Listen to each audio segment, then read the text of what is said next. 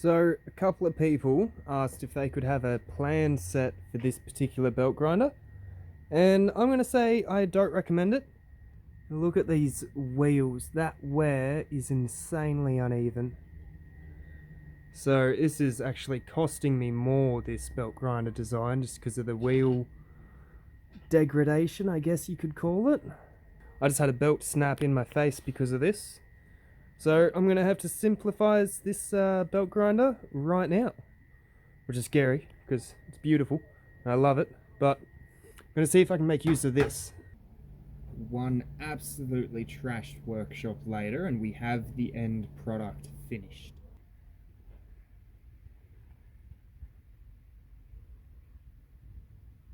Alright, this will be the first time I turn this on.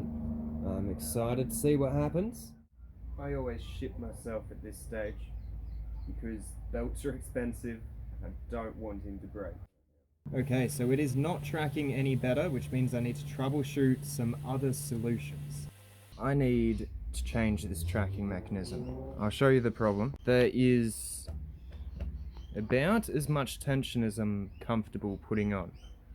Okay, and the theory is that the force of the tension should pull this in, alright?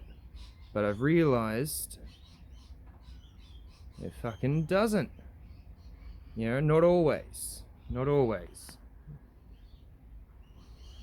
Alright, so I either have the pivot too high or this concept was redundant to begin with. Hopefully you can avoid some of the same mistakes I make. Well, it took all afternoon. Here's the tracking mechanism. So this plate pivots. I can also control this one, which allows for how much of a pivot this brings in. So then I've just got this drag bolt, but that gravity effect that wasn't happening before is happening now with this. Also, I prefer the bolt from this wheel going into a tapped hole, as it provides a bit more of a sturdy effect.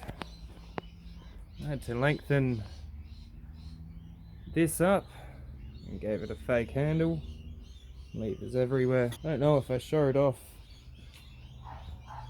this arm yet. That's providing pretty well. I can get this arm anywhere, literally. I also made a new placement recently. Yeah, because this one is just a bit more heavy duty and it's a bit more adjustable. I can bring it out easier. I wanted to play with something that wasn't welded. Yeah, and this is just held on, this entire arm, by this bolt here. Okay, and then this second bolt is actually on this.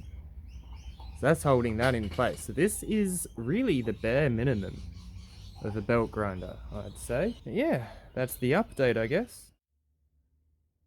I hope you enjoyed the video. I know this was another really simple concept, but yeah, I think the amount of research I had to do to be able to just build these belt grinders, these videos will make it easier, hopefully, for other people that encounter problems. I mean, even though I only just fixed this problem, I mean, I'm still yet to find out if it's the wheels or if the motor shaft is bent. So I have plenty of things to test out. But I actually have a new belt grinder that I'm going to be building as soon as I have some spare money.